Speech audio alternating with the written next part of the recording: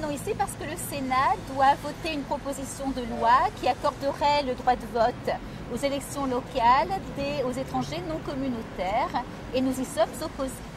Nous sommes des républicains et nous considérons que le droit de vote est lié à la citoyenneté, donc à des droits, à des devoirs et donc à l'obtention de la nationalité française.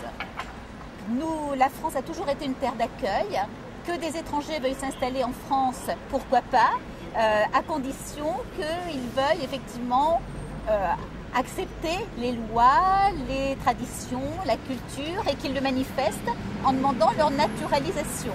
Et à partir du moment où ils auront la naturalisation, ils pourront voter tout à fait naturellement, il n'y aura pas de problème. Est-ce que vous pensez que cette loi peut passer aujourd'hui? Alors, elle a des chances de passer puisque le Sénat a une majorité de gauche. Donc, effectivement, on sait que Martine Aubry, dès le lendemain des élections sénatoriales, a dit que la priorité, ça allait être justement d'accorder le droit de vote aux étrangers. C'est une espèce d'obsession pour elle, qu'elle avait déjà dès qu'elle est devenue secrétaire du PS, donc il y a 2 ans. Elle a dit, la première chose, elle a dit, c'est il faut qu'on travaille pour que les étrangers aient le droit de vote. Comme si c'était une priorité. Et là, on retrouve vraiment une trahison des élites de gauche qui veulent remplacer une population par une autre et qui le disent clairement. Ils veulent une autre civilisation et ils veulent que disparaissent nos traditions. Nous nous inscrivons dans la tradition de la Déclaration des droits de l'homme de 1789. L'article 3 dit clairement que le droit de vote est lié à la nation et que nul ne peut donner son avis, nul ne peut, on va dire, peser sur le destin de la France s'il n'a pas la nationalité française.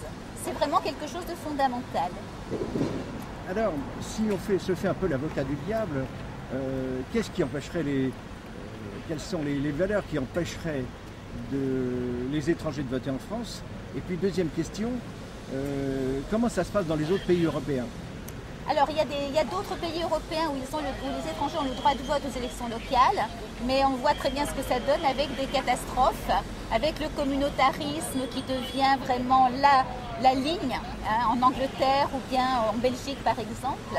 En France, si nous avions le droit de vote des étrangers, il est clair qu'on aurait de plus en plus de subventions à des édifices religieux comme les mosquées, puisque les immigrés d'origine musulmane sont les plus nombreux en France et qu'ils ont une demande qui ne respecte pas la laïcité, qu'ils ont une demande effectivement d'imposer leur culte.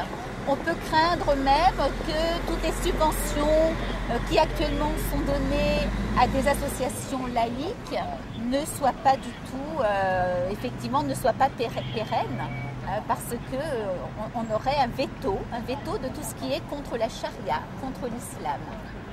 Je ne voudrais pas non plus que des gens instaurent des horaires spécifiques dans les piscines pour les femmes. Je ne voudrais pas que le halal soit imposé dans les cantines. Et c'est ce qui risque de se passer si on a effectivement ce droit de vote qui est voté. Il ne faut pas oublier non plus que les conseillers municipaux et les maires élisent les sénateurs, qui eux-mêmes votent nos lois. C'est-à-dire que ce ne sont pas que des élections locales, mais ce sont des élections qui ont forcément des conséquences nationales.